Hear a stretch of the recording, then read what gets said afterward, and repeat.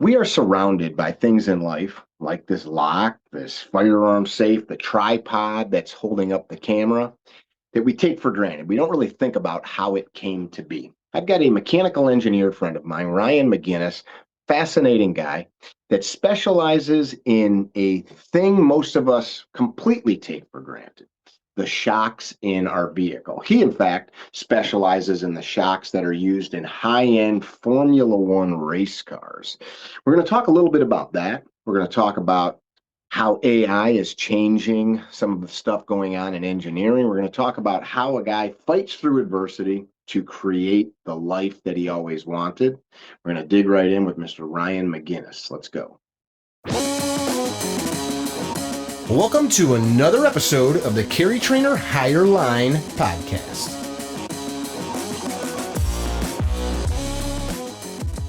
Well, hey, all, welcome to yet another episode of the Carry Trainer Higher Line podcast. I've got my buddy here that's got a very interesting story to tell.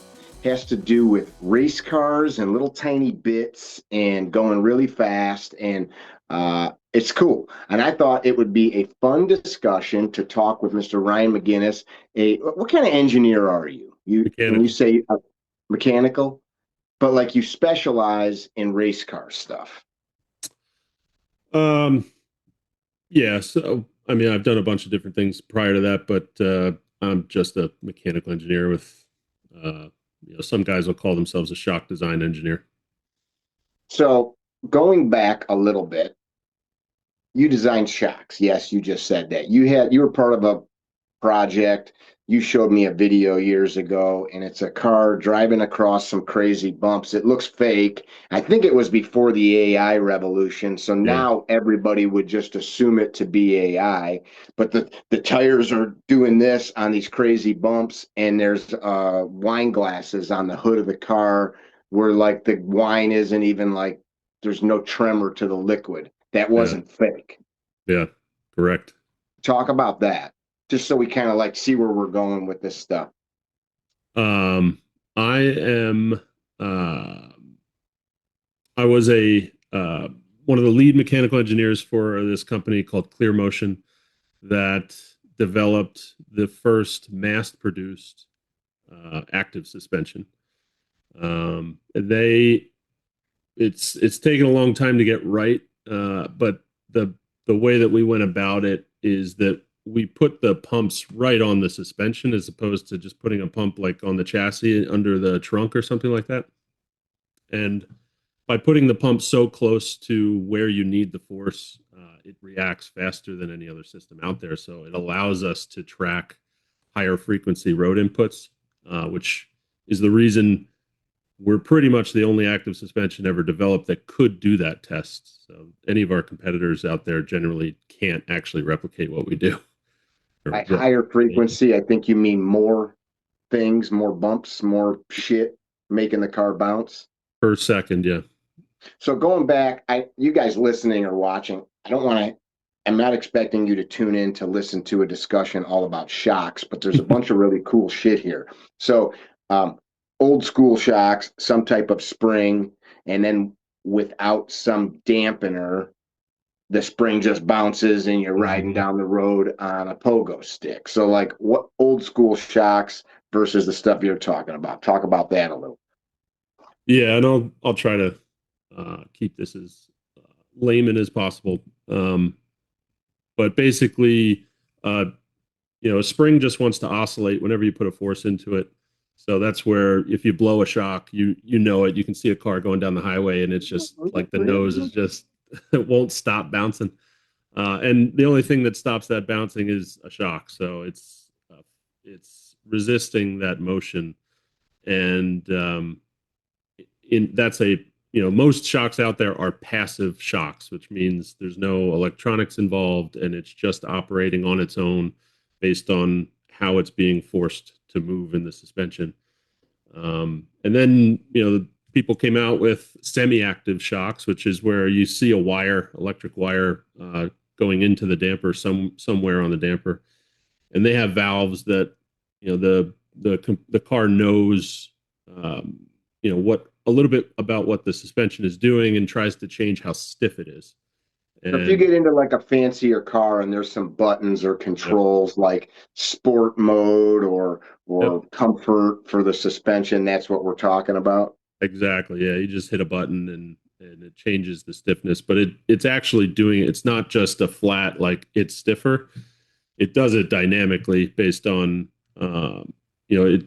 it basically usually just kind of tracks and then scales. So if it has a certain curve it wants to use for a certain input from the road, a soft setting would just be like, it changes it only so much so that it's not too stiff, and then a sports setting would change it more to make it more stiff, and you feel that, and it's more of a tends to be more of a showy thing than something that's actually good for performance. So fast forward to today, you work for yourself now. Yep. You're no longer working with this other company and you're designing stuff that's in Formula One cars, like Indy car stuff. So my goal for the company is to become one of the leading bespoke custom damper manufacturers in the world. And what that means is that yes, will make dampers for the normal cars out there that everybody loves to race, so Corvettes, Porsches, whatever. But I also want to be able to service IndyCar teams, F1 teams, MotoGP, World Time Attack, anything where you see these crazy builds at SEMA. A lot of them they're usually adopting something that's mostly off the shelf, but some of them, the crazier ones, they'll have completely custom shocks that are. Why can't you? Why can't the guy just go to shocks.com and just say, okay, I need 4 of those. Those are badass shocks. If they design the suspension around something that is, literally just off the shelf, then yeah, you can absolutely do that. If you don't want to compromise at all, you may need to modify some aspects of the damper just to get it to fit. But then there's the actual tune of it, which you pretty much never want to go off of an off the shelf tune that was developed on a car that was different. That's different than yours. You're talking race car stuff. No, even anything. If you want to buy an aftermarket set of dampers, you really are leaving a lot on the table if you just buy something that is pre-built based on some testing they did on some other car that isn't yours. It's not going to be ideal or optimal for what you want. When you your say car. dampers, you're talking about the whole shock tube with the piston. Is that Yep. whole thing the damper? Yep. Okay. Gotcha. And then So how they put the internal parts together, the shim stack or the valve technology, whatever they're using, how they tune that should be specific to you and your car and how you want to drive it. So like if you go to like Walmart and you buy a couple Monroe shocks for whatever, $40 a piece for your family sedan, that's some fluid in there and there's like some orifices, and so that fluid gets forced through and that's what slows it down. Is that Yep. right? Correct. So that's like as rudimentary as it gets. Mm-hmm. And then what you're talking about, active, there's valves that are opening and closing in real time, reading what's happening in the road. In active is very different. There's a pump that is attached to the damper, and it's bidirectional, so you can change the pressure on the piston on either side of the piston based on how you want it to react. So if you want the damper to extend when it's being compressed by the road, so you want to resist that movement, you just apply pressure to a different side of the piston. Then the road is applying pressure to the piston. And you have effectively, in some ways, locked that damper, right? If you can perfectly oppose the road input, and the damper is not going to want to move. but that's So all without, based on the pump creating pressure. I see. So you've got some serious computing technology to make this stuff work. This wouldn't be possible 50 years ago, No, even with that. uh, there's different technologies. Like everybody online will talk about what's it called, the Bose active system, where they have a video where it jumps over a 4x4, the whole car, and that uses something called a linear actuator on all four corners, which is all electric, huge battery, huge power required to do that. It's not a damper at all. It's completely different. They did that in the 80s, I think, after like 10 years of development, Wow. early 90s, but it's not something you could ever go to production with. It's just not realistic. And then, what Clear Motion had, the path they went down was to go hydraulic. So just manipulating pressure in the system with a pump to get the forces you want out of it. So you need some software to Oh, read big the time. road and tell It's the not thing. even, you don't even need to read the road. So like semi-active systems, the same, or operate the same way, where they react. Um, you have a position sensor on the suspension that tells the car, where your suspension is in its travel. Um, Clear Motion would add an accelerometer, so it knows how much acceleration in one direction or another the suspension's moving. Hmm. That you can use that data and you react off of it, and your performance is not as great because it's delayed. Basically, you have to actually hit the bump first before it can react to it. And then Clear Motion has another technology called road motion that they're coming out with, where it takes the data after you've driven on the road a couple times. It sends that data to the cloud and then feeds it down to all the other cars, so that when you run over that same pothole again in the future, it already knows it's there. So it's not scanning the road live. It just knows, based on your GPS and some other sensors, that there will be a pothole coming. So it can proactively actually tune the car. So what happens when the road crew comes and fills it? And yes, now you're driving along and get a weird input because the pothole's been filled. Yeah, that's definitely a concern. It's actually a safety concern they have to be aware of and deal with. But ultimately, nothing unsafe would happen, uh, but it would recognize that that pothole is no longer there and change the algorithm, change the data that feeds it to everybody. So one or two people get a weird feedback, and Yeah. that is fascinating and terrifying. I am to the point now where I'm very interested in like a 1971 four-speed manual transmission with a V8 and a freaking AM FM, listen to some freaking country tune, doing burnouts in the gravel, and not having that. That seems terrifying to me. I mean, there's a lot of concern So about that I can drive down the road and not feel a bump. As you're talking about all this stuff, it's making me think about comments I see often, like, so I'm not a mechanic, but I've swapped Drew, who's editing this. I mean, we've done anything from replacing engine parts to, rebuilding whole cars just out of necessity, right? Because couldn't afford to pay somebody to do it. I've gone to the junkyard and bought a junkyard transmission because a new one was, $3,000, and I can go buy the junk one for $1,000. And people look at that stuff, they go, holy crap, a freaking alternator. Like, I remember I used to have a spot here in town. You could take a starter or an alternator, like out of your small block Chevy or Ford. The new alternator was $60 from Napa or whatever. You can go to this joint that's no longer there, and it was awesome. They tore it apart, media blasted the whole thing, rewound it, new brushes and all that jazz. And it was like $20 while you wait. Pretty much it was like you go get coffee and come back and they handed you your starter rebuilt. Yeah. Now that shit is hundreds of dollars, right? But not even talking about inflation and any of that. Um, I'm doing some work with this thing. This is 1918 is when this was originally designed, right? A group of engineers put this thing together, and it's not cheap to buy today. And I'm looking at commenters, and they're saying, "Oh, it's that thing's not worth that. It should cost X amount."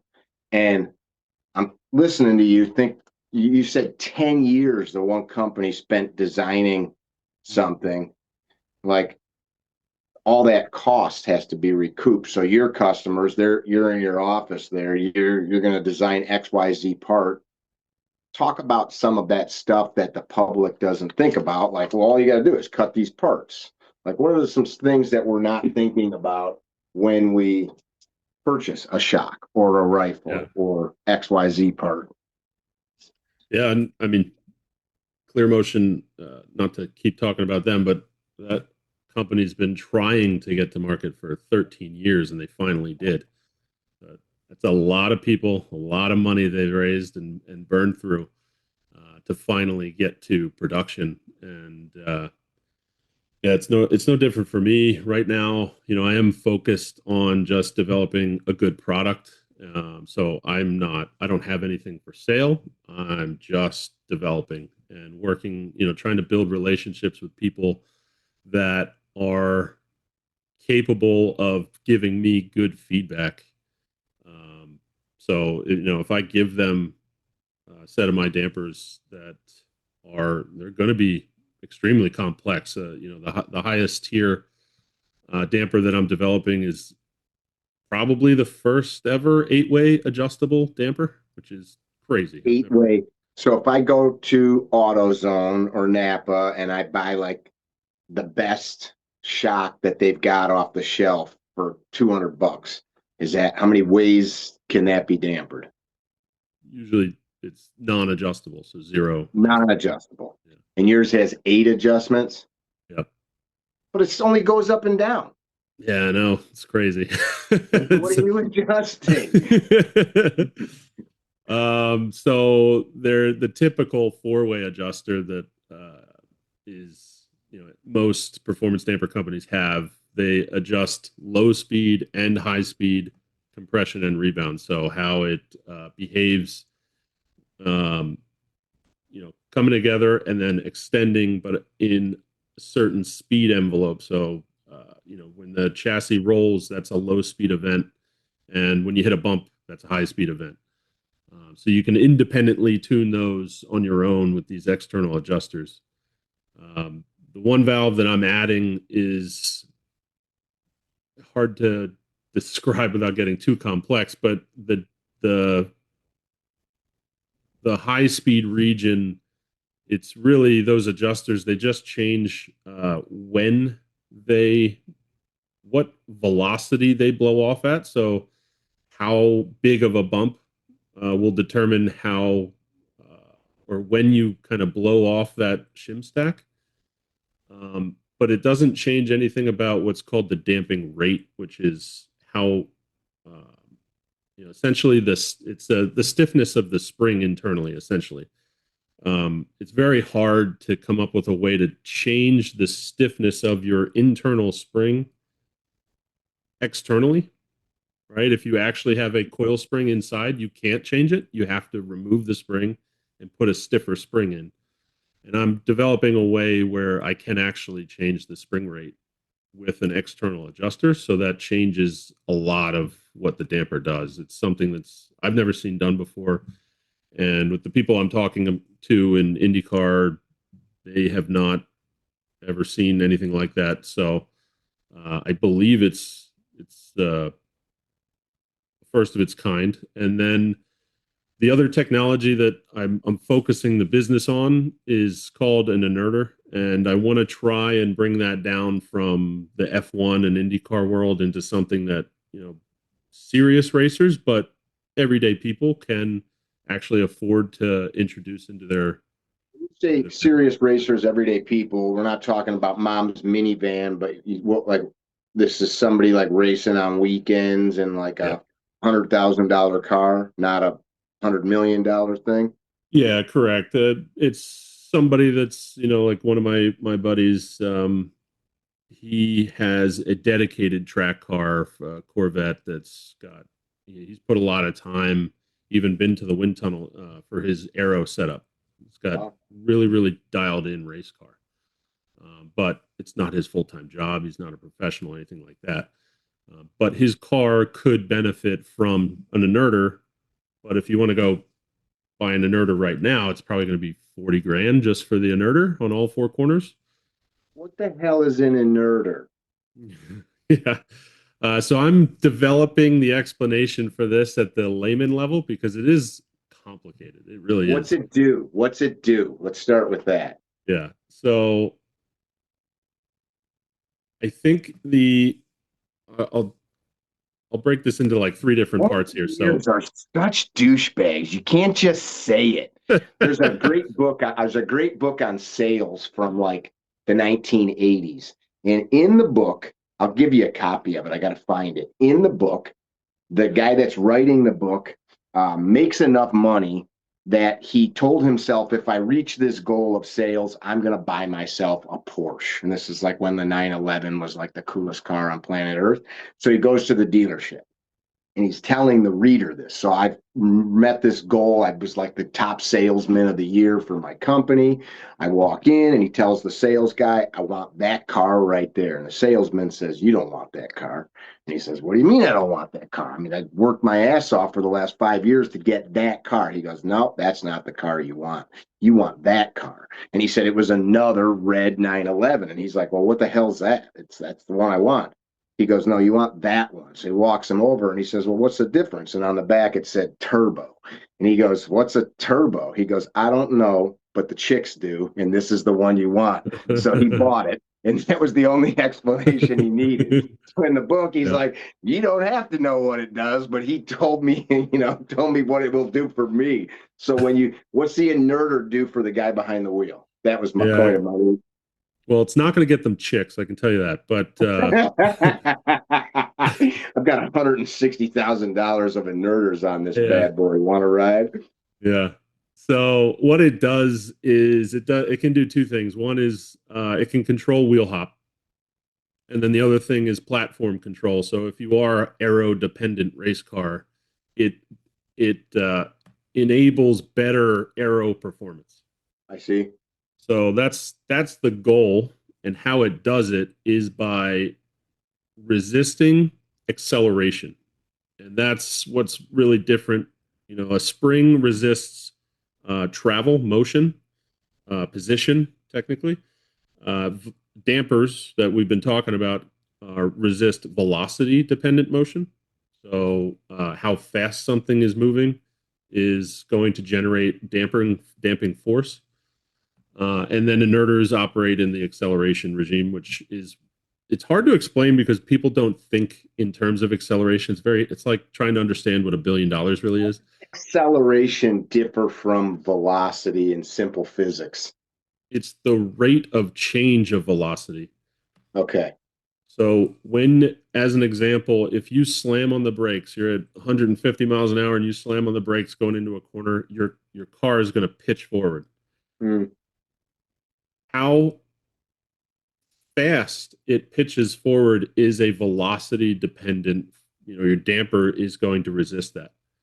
How fast the chassis accelerates from not pitching at all to pitching to starting to pitch. When you hit that brake, that acceleration rate is what the inerter is resisting.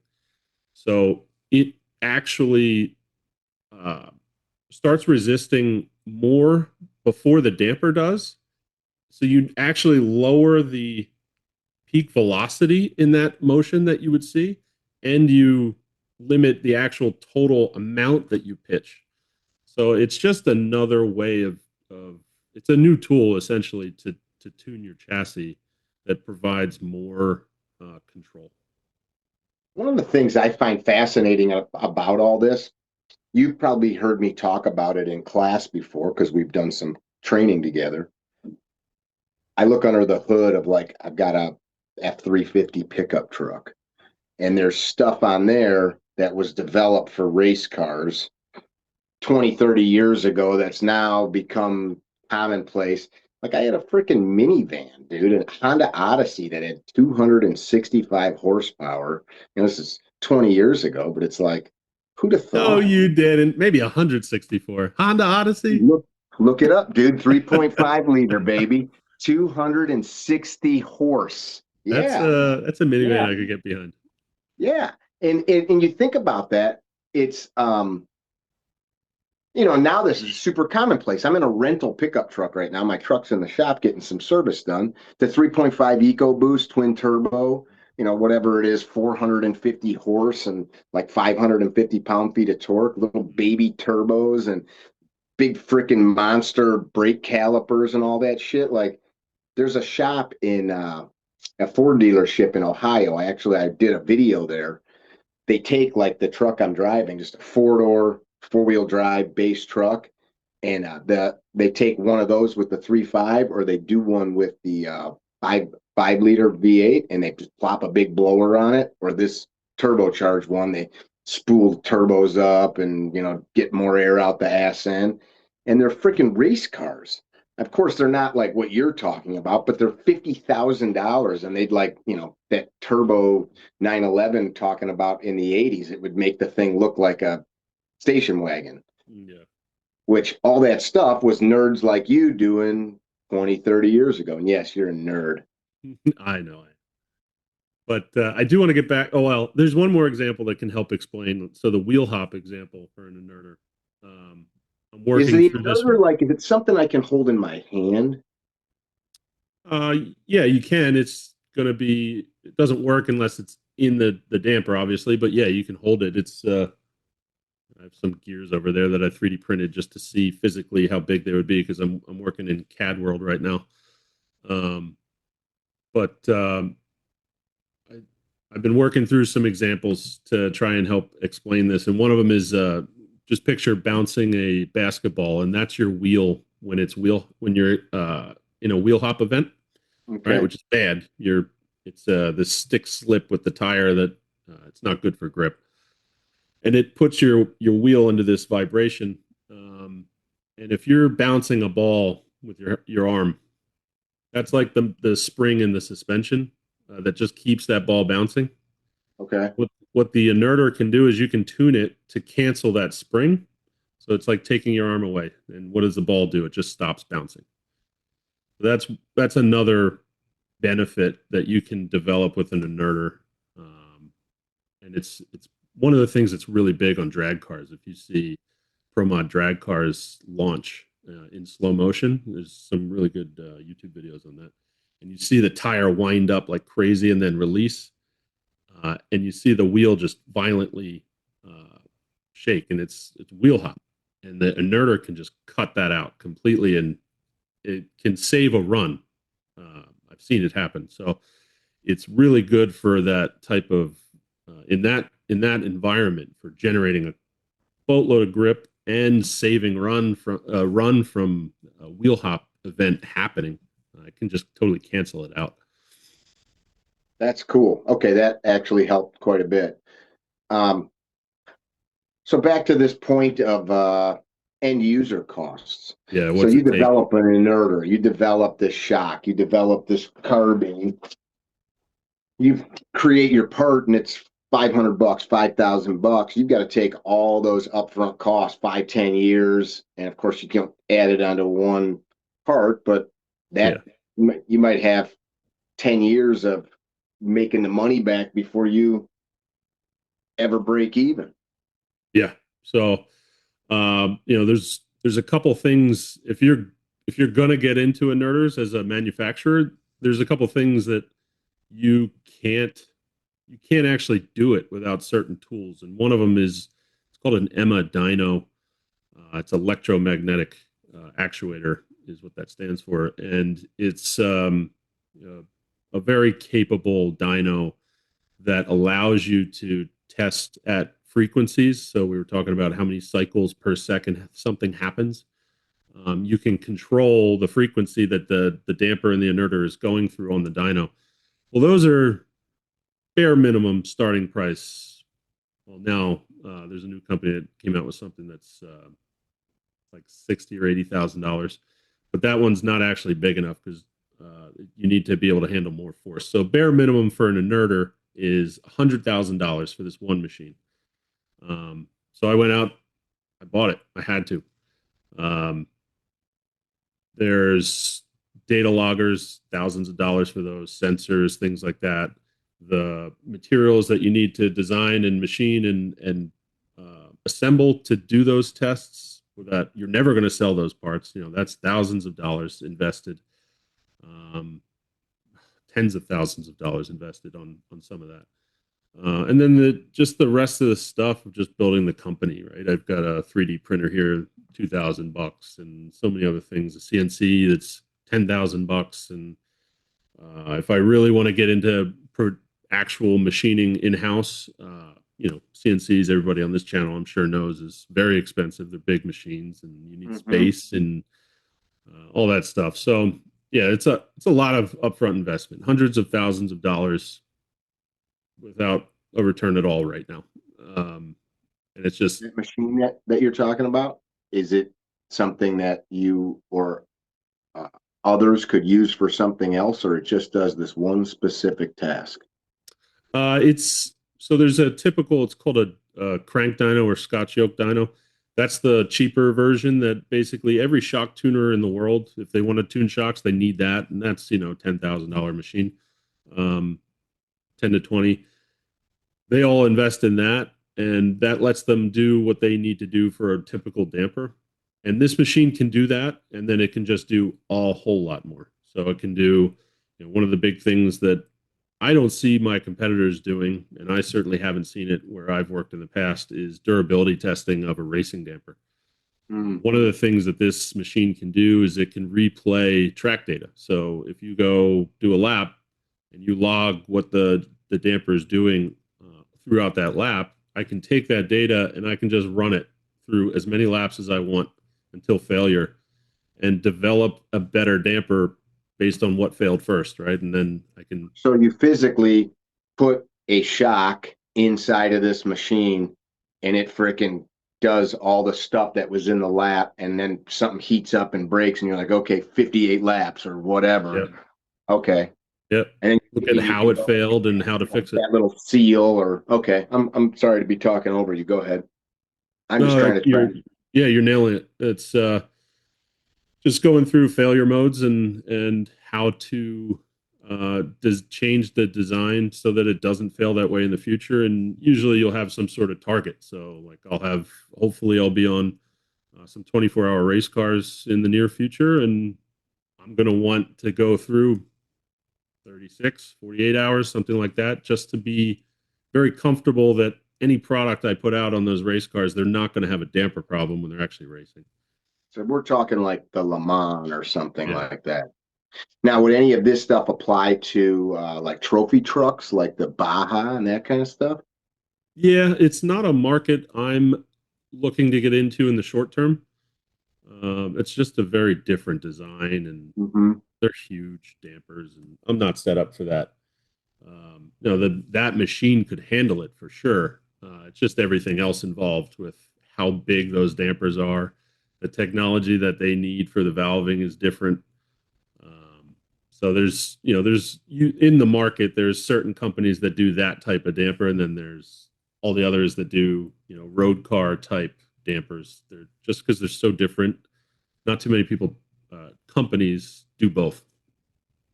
What's fascinating to me, I have a friend, Michael Bain. Michael says, tell me a story. That's like how he starts a conversation. What's fascinating is, here's a guy, you went to college, right? You got advanced degrees to be an engineer. In your whole existence, I know you're a dad and a husband and all that, but like from a work life is creating these little parts for this little obscure thing that the world doesn't need, which is fun, racing. Like we don't have to build machines to go in circles as fast as possible, right? Which I just had this vision of. Remember the little electric things the little electric racetracks that smelled like burning electrical? I love those. I still have them. I love them. Where do you find them? I want one. Those were amazing. I have the set from when I was a kid. The figure eight? No, oh my God. We got so many tracks. We took over the whole basement. And now, Really? At your house right now? yeah, my 10-year-old plays with Dude, when am I coming over? them. The scale electrics.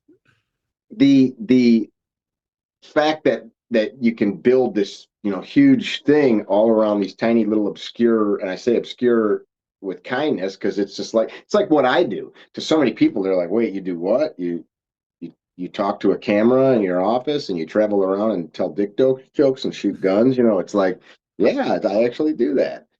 A lot of value in that. Can you make my 1-ton truck drive smoother? 100%. What do we got to do? That's where it comes to, I'll give you an example. When I was at Penske Shocks, I cobbled together my own set of dampers from like overstock and returned parts and all that stuff. And I got my Corvette, my C5 Corvette at the time, onto Penske Shocks. And that's, obviously the tune was recommended by some of the guys at Penske, and they're the best at that. And um, I drove the car for the first time, and I was just like, I was in total awe. And I got to a railroad crossing, and I wasn't sure. I didn't know what to expect, and I hit this thing, and I went over this railroad crossing every day on the way to work, and I know In how this rough it car? is. No, yeah, prior to on stock Corvette shocks, and every other car, minivan, truck, whatever, and it's pretty rough railroad crossing, and I wasn't expecting anything special, and my jaw dropped. I It was almost like I couldn't feel the railroad crossing, the bumps and the rails. I stopped. I turned around. I did it 3 more times. Then I went to work, and I got my boss at the time. I had to show him, so I got him in the car, and I hit the same railroad crossing, and we were both just like laughing hysterically at how good it took that railroad crossing in a lowered C5 Corvette. It was mind blowing. So yeah, What years are the C5? I don't know all those. 97 to '04. Okay, I know the car. All right. So Yes, there's a trade-off though, right? Like, 100%. so what's the trade-off? So is this like if you bang into a corner real hard, are you not going to have the same grip on the road? Like, what's the trade-off to feel that? Yeah, I was not optimized for the track, that's for sure. So I would But for not be. touring around town, doing a little burnout, Yep. having some fun on a country road with your gal on a date, Mhm. great. But you're not going to go win on a track in Southern California on a hot summer day. Correct. Yeah, won't So rattle you your teeth out, but won't be as fast as it could be. So like my truck, 1-ton pickup truck, I need it to haul weight. So I see people sell like springs that are way more flexible, but now it's like, well, I can just buy a 1/2-ton pickup truck. So how do you make that heavy spring not frickin' jar your kidneys when you hit the train tracks? I don't know enough about towing, but I can imagine there'd be you could like if you really wanted to get like go all out. I'm sure there's a position sensitive damping factor to it. So like if you're towing a lot, you're compressing the damper in the spring more. So in that region that you would be in while you're towing, you could change the damping quite a bit. I see. Versus without the load from the towing, it would be totally different damping, and that would have a large effect on what you would feel for sure. As far as spring rates go, there's not a ton you could do to do that dynamically without like some really crazy systems, electronically actuated type things where they. Need it, make one. I'm pretty sure there are, but I don't. It's just not my world. I don't know much about trucks. I don't even own a truck. How does a guy go to engineering school and end up in this tiny little niche, this hyper specific niche? Oh man, in high school I decided I wanted to be an F1. So that was either try to become a mechanic and don't even go to college and hopefully get yourself into a team that way. That's super unrealistic being in America, just because it's a European dominated sport. And the alternative is try to become an engineer. Well, if you're not going to be a driver, but yeah, become an engineer and Or an owner. yeah, that's definitely easier. Just need $1 billion. Um, so I went to college, became a mechanical engineer. Did I don't know if you've ever heard of Formula SAE, but it's a student race car competition. I We, don't know about yeah, that, but I'm gonna look it up now. yeah, you build tube frame or carbon now, carbon monocoque, like full blown Formula car. It's a pretty wild competition, and I was president of that, technical director, did a lot there. Learned a Pays for lot. all that stuff. The university pays for all that. It's different for every team, so you definitely want to fundraise. Some schools fully fund it, some schools partially fund it, some schools don't fund it at all. So it's you're definitely competing against other college teams that have very different budgets than you. Some of them they're full blown Formula One cars with carbon Really? monocoques and everything. Yeah, carbon wheels and it's nuts. What's something like that cost? Oh, if you were to really pay for all that, that's hundreds of thousands of dollars. And they're getting donated time in a what's it called, autoclave to make that carbon monocoque. They're probably getting the carbon donated, so they're not actually paying for most of this stuff. But if you actually had to, that's a very, very, very expensive. So each of the engineering teams, which is students, designs and builds the car. Mhm. Then who drives it and races it? Again, every college is different. At Drexel, where I went, it generally was as long as you worked a certain amount of hours on the car, it came down to who was fastest. Okay. So how'd your team do? When I was president, we took the highest, still to this date, actually highest place at a competition at fifth place. Uh, so we did pretty well, but it has very little to do with that. You can be on the team that stinks, but if you really dedicate yourself to a system like the brake system or the dampers or chassis or something like that, you can develop the skills you need to go into racing right away. So that's what took you down that path? Well, that's what I was hoping. I did not I got it landed, what it did was it landed me an interview at Penske Racing Shocks um, for an internship. I did not get the internship and I did not get hired after I graduated, but I just blasted what that internship interview got me was an email. And I just blasted a resume update every 6 to 12 months for years. And 5 years later, I think it was, I got a call, hey, we have an opening. And I dropped everything. I was on a work trip. I said, boss, my car broke down. Got to come home.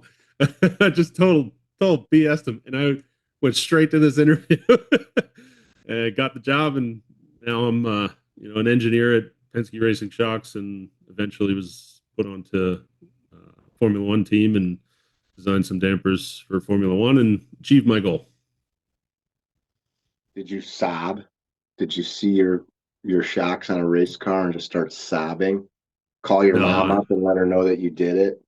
no, I sobbed when I got the offer letter. Did you? Yeah.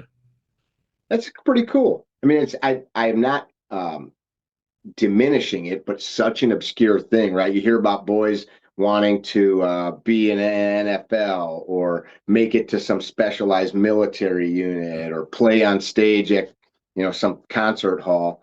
You wanted to build shocks for race cars. Yeah, it was actually kind of weird.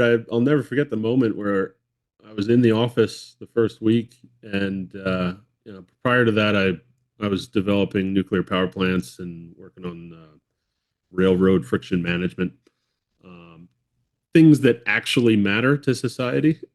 And then I had a moment where I'm like, I'm in the entertainment industry. This is weird. What do you It mean? was well, I Racing? mean, what? Yeah, being in racing, Yeah. it's like it's just something that entertains people. It's not necessary. Just like football. Yeah, yeah. Yeah. Yeah. It was weird being a mechanical engineer doing serious things and then kind of not. But all that stuff trickles down into the station wagons and SUVs of the world eventually. Active suspension companies and yeah. Yeah, all that stuff. That's pretty cool, actually. Yeah. It's very cool. All that the enthusiasts drive the day-to-day stuff eventually. All that stuff, like even with the shooting sports, all the stuff that like the high-speed guys build eventually trickles down into a hunting shotgun or a regular pistol that a cop carries. Yeah, I mean, you gotta to get the cost down. You gotta expand the footprint for that product and get your volumes up. And if it's something that works that people want, and you can get the price down, it's inevitably going to hit the market, and people are going to think it's cool and spend the money. If you could like snap your fingers in engineer or design or have the resources and team to just create anything, what would you make? Literally, like within racing or out anything. Anything. If you had like if I said, hey, here's all the money you need to have a team of people and all the machines and equipment and laboratories and all that shit, what would you make? Oh my god! You'd Nonsense. redo the Popeil Pocket Fisherman, wouldn't you? Is that what it is? Make it Definitely just a not. little smaller. Nothing. Nothing I've actually really thought about before because it's too broad. My question's too broad. Yeah, to anything, unlimited I mean, it's funding. not too broad. There's not some thing in your brain where you're like, man, if I ever had the resources or the energy or bandwidth, this is the thing I'd try to make. Well, I am definitely doing that right now, which is just trying to bring the cost down of inverters so that I can, expand the market for them. Um, Other than that, I don't know. I see 3D printed houses, and I see like that's pretty cool. Working in that space to make housing cheaper, faster, all that stuff. Yeah, that's interesting. I've seen some of that. As a lifelong carpenter, that stuff scares me. I could see how that would scare you. Yeah. I mean, it's also scary because it's I guess like you out with the old in with the new thing, right? Now it's become normal. You like sit outside and you hear that weird electric car sound going by when they go by slow, that like Yeah, whiny yeah, sound that they engineer into the car so that kids don't get run over. And or the UPS van or the Amazon, they all go yeah, that like that's become commonplace where we used to hear a diesel rumbling along. It's That's a pretty big thing when you start to think about machines just zipping up a house in a neighborhood. yeah, yeah. And then eventually some truck will drive it there auto without a person, and it'll just figure out with GPS coordinates, place home here. Yeah. That And is then exactly eventually what they're we're all trying to going to do. just be in a tank with a tube into the back of our head. Dude, I'm talking to a Uh, guy yesterday who's a big part of AI stuff, and he's like, the biggest challenge is going to be how we pay people in the future. And I'm like, what are you talking about? And he says we won't need most of humanity to do anything because we'll have machines do so much for us that we'll have to figure out how to parse resources and just like you just have money show up, or I don't even know, like, and I'm like, that doesn't sound like fun mm, to me.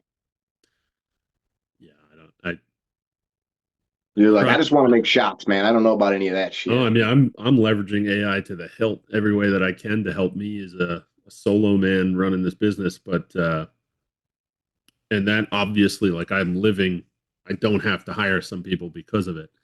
Mm-hmm. Um, but yeah, it's I don't know when it's going to happen, but it does kind of feel like it's going to break capitalism. I just can't imagine it right now. That's scary. So you're one of those guys that's like, I'm going to get what I need to get out of it, and whatever happens, happens. That's what I'm hearing. Well, I certainly can't stop it from happening. So I might as well get ahead of the curve and take advantage of it and become valuable at using it.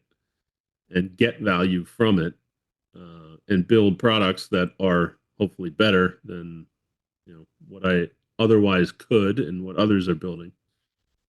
I dig it.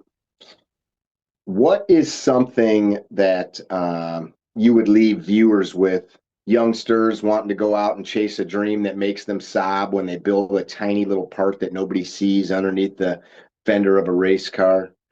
Well, in those, you do see them, don't you? But what's some advice you'd give a person chasing some wild dream like that?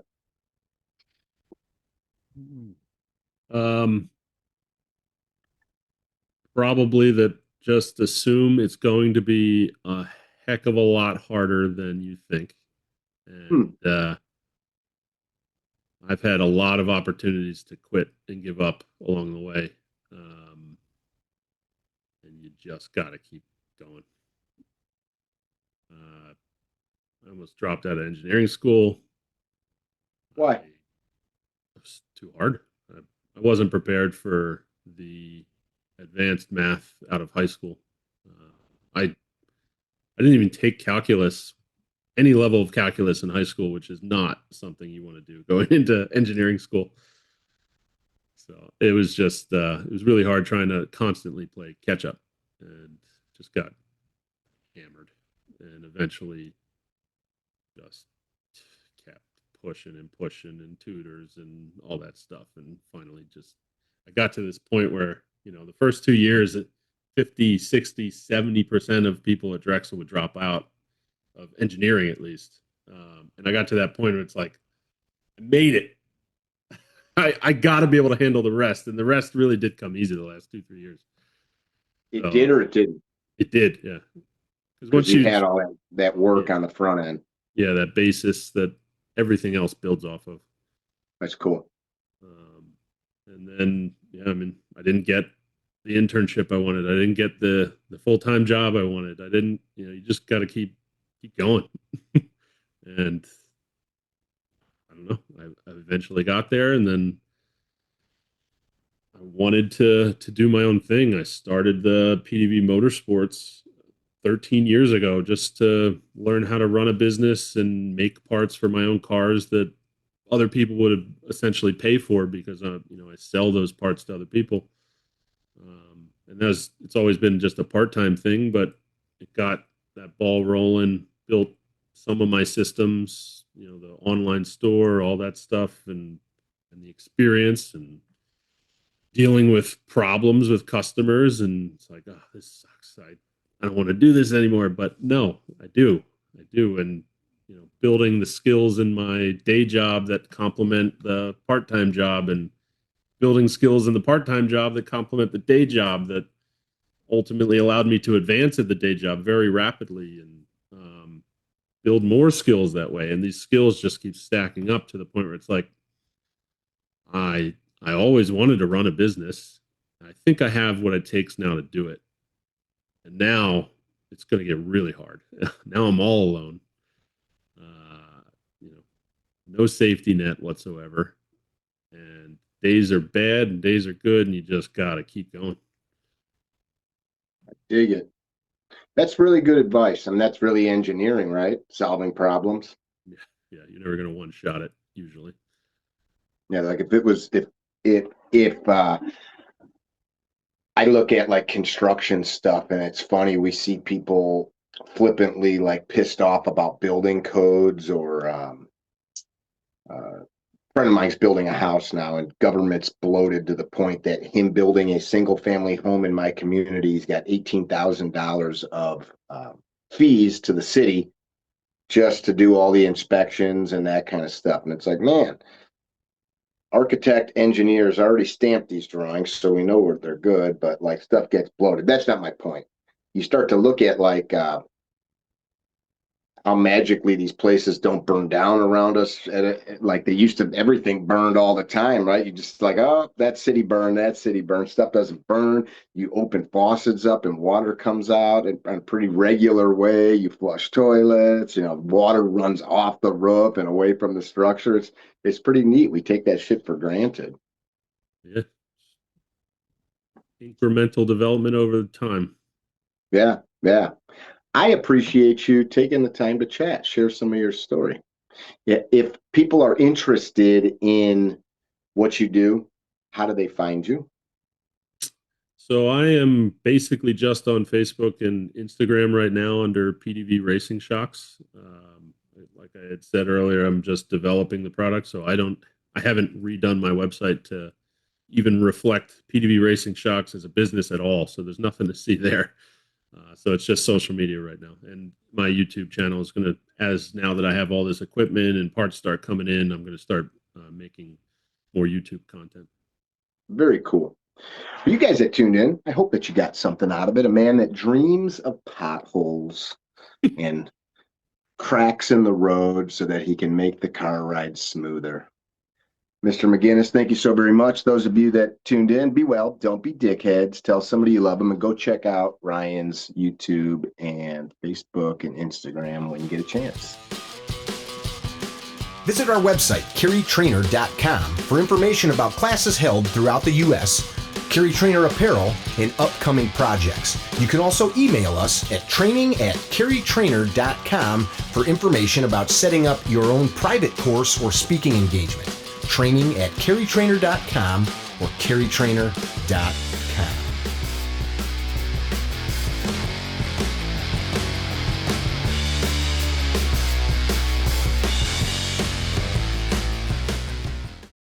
Well, I thought that was very interesting. I hope that you did too. If you have not yet subscribed to the Carry Trainer YouTube channel, please do so, and to whatever podcast platform you're listening to. As always, our podcasts are brought to you from Ignis Lux Coffee. That's our brand. Bennett roasts it herself. And if you guys have noticed the last 6 months, the back wall of the podcast room here has got these amazing Security cabinets that are used by military installations around the globe, U.S. military installations, to secure important stuff. These are made in the USA. If you are a past student of Carry Trainer, I have a discount for these things and other products that they produce. Check out securitactical.com for amazing storage solutions. Always walk the higher line. We'll see you soon.